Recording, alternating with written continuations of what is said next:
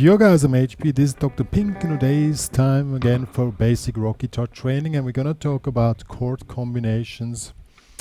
I'll show you how it's gonna sound, and then I will give further explanations.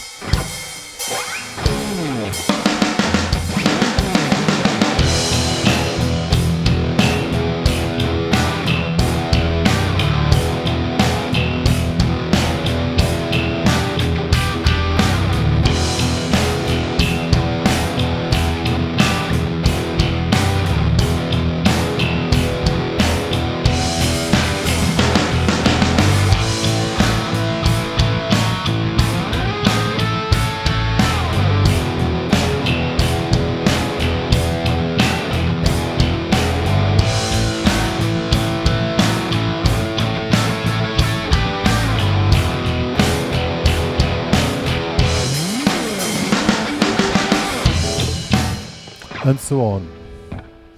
This may seem easy, but the goal of today's tutorial, or what you should learn here, is to get the full-scale musical experience while you're playing.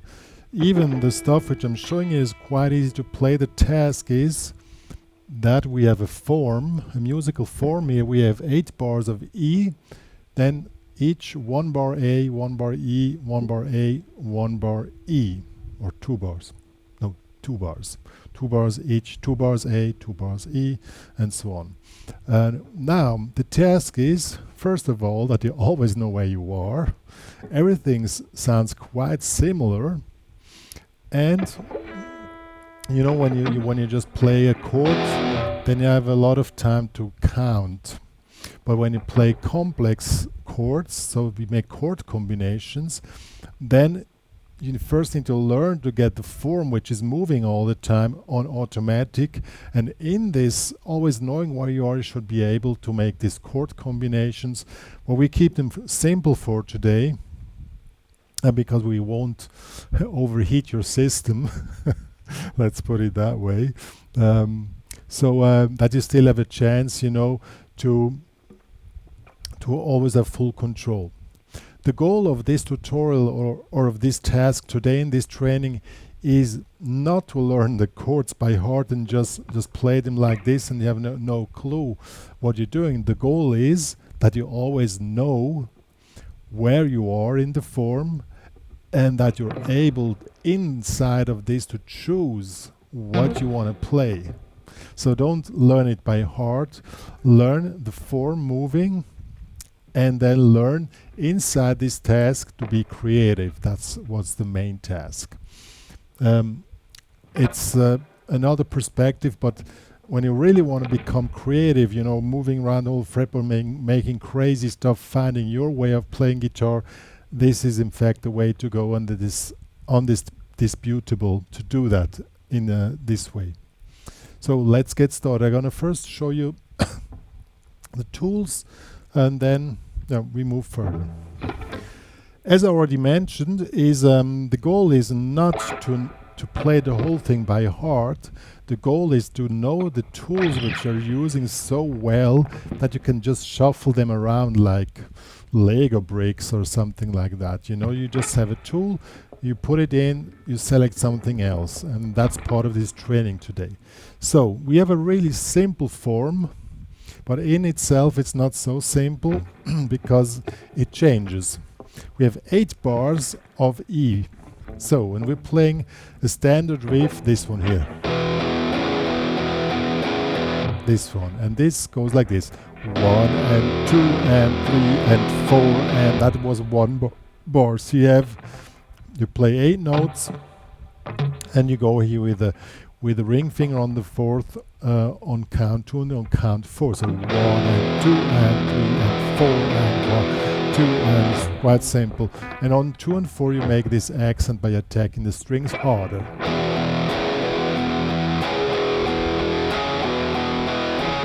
So now the task is, even the whole thing sounds the same all the time, to always know how many bars did you play.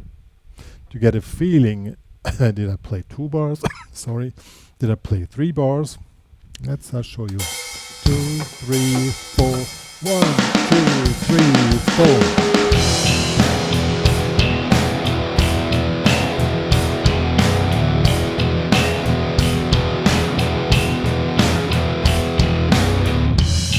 So, how many bars did I play now? You should know it by now, it was 4 bars. You have a little help when you play in a band, and I have composed something for you guys specifically for this training here. Then the drummer knows better than the other guys where exactly you are, so you can listen to the drums. So you should be able to play this and still listening what the other guys are doing. So listen to the drums. So when you hear a drum break, you know, then the first section is over. Then comes the next section. This is the usual part where the drum break is coming. Well, there's some drummers play them somewhere else, but that's not topic today of the topic of the day. So, as I said, we play 8 bars of E5. Then we play 2 bars A5. Basically the same, just move one string. 2 bars E5, 2 bars A5, 2 bars E5, and then the whole form is finished and starts from the beginning. So then you go back to 8 bars E5. So you should first be able to play this form here with no not getting stressed. You always know where you are. 1, 2, 3,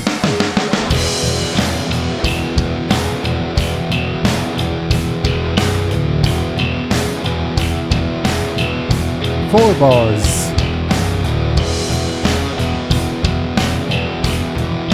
6 bars, 7 bars. Now comes the drum break. Second part, A5, 2 bars. 2 bars E5. 2 bars A5. 2 bars E5. And now came the drum break. So that was probably quite simple. Now we make it more complicated. Now you were able to focus here on this lower part here. You didn't have too much additional tasks going on. Now we're going to add it to the additional task. We make the the tool number 1, or the Lego brick number 1, is played 1 bar.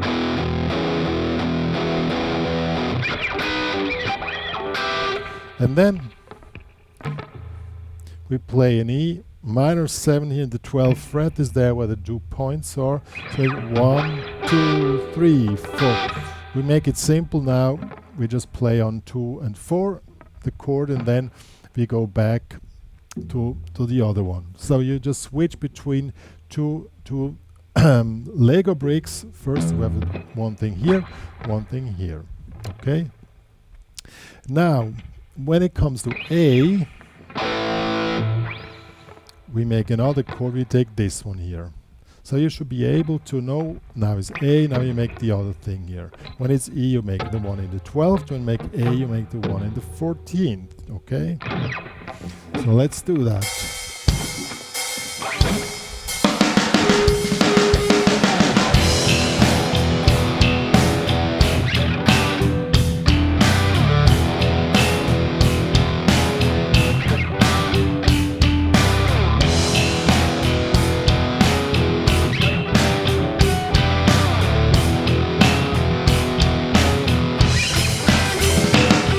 A.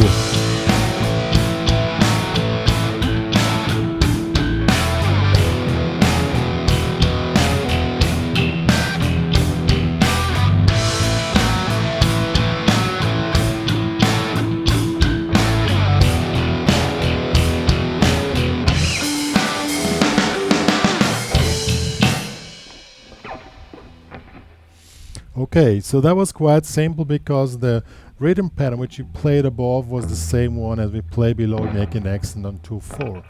Now we're making a different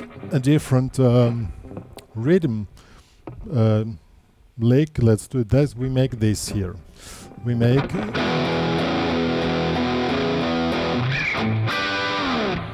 so now we play the chord. We play count 1 on the low one and count 2 and on the high part. So we make 1 and 2 and 3 and 4 and 1, 2 and 3, 4. So it's a little bit harder now, of course, but that's a basic so-called syncope. It's quite cool. Same thing again.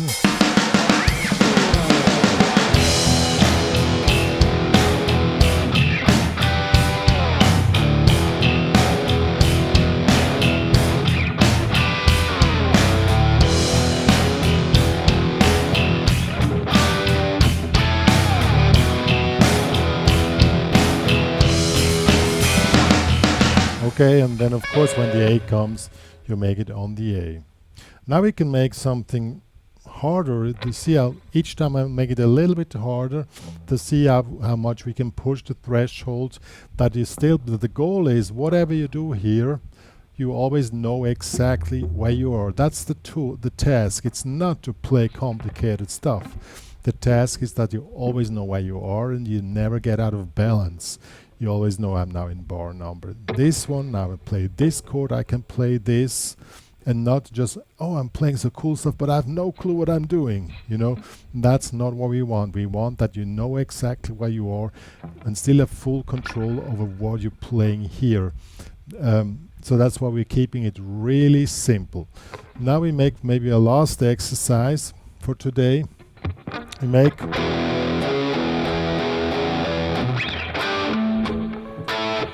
We make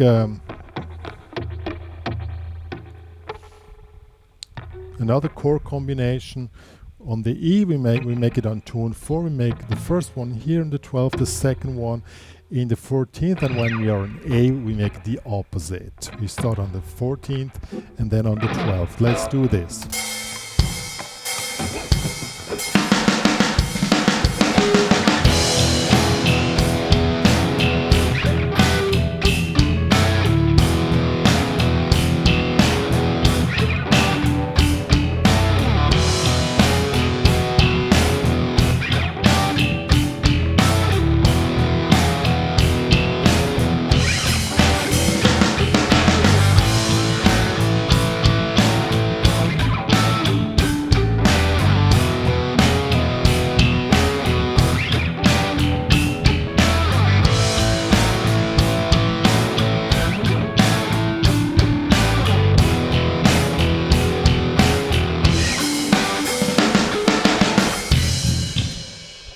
Yeah, as you can see, it doesn't look so hard.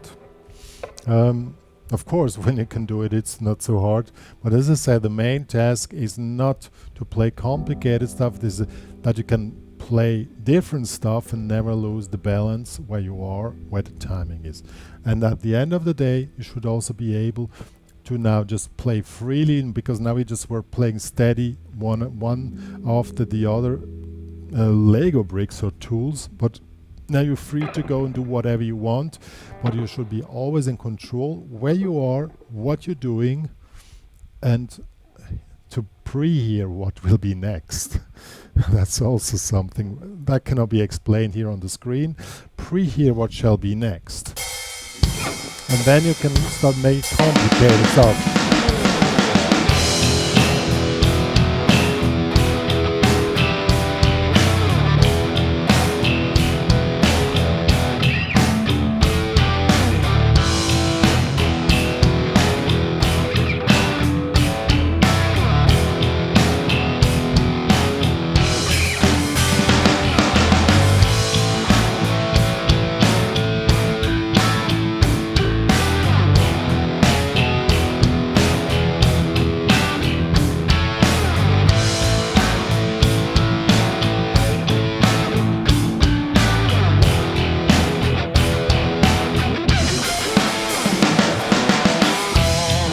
You guys, that was basic rock guitar training chord combinations.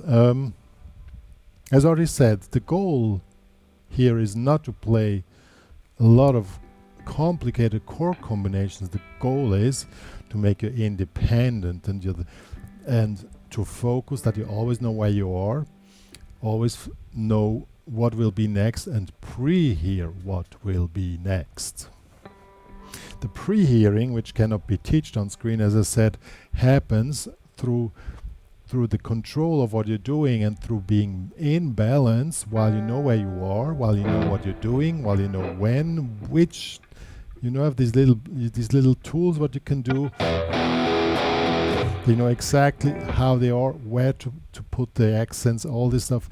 After a certain time you start to develop automatisms, and then you can even better pre-hear what shall be next. You know, I would say 90% of the students which come here in this room is the main work which we're doing, that they start hearing what they're doing, or they hear what they want to do, and not playing cool stuff. That was cool, I saw that on YouTube. Sounded cool, but I had no clue what I was doing, you know. That's doesn't work this way.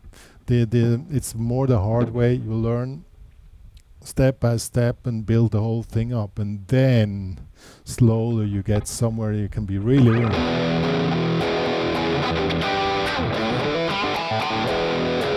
then you can start to be more creative and more innovative while you're playing, because the basement is set, and from this you have the freedom of the creativity.